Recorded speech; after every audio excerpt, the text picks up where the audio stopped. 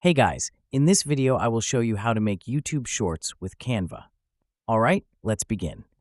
First, go to canva.com. In the search bar, type YouTube Shorts or TikTok to find templates.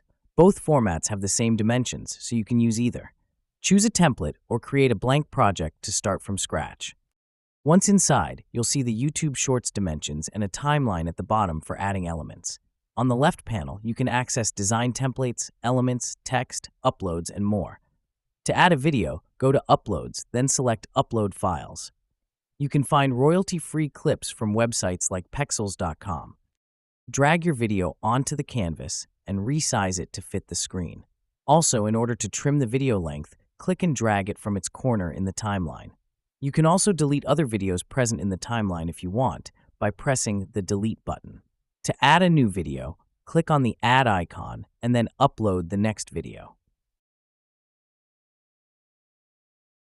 To add text, you can either edit the existing one or just add a new one from the text section. Simply click Text, select Add a heading, and customize the font, size, color, and effects.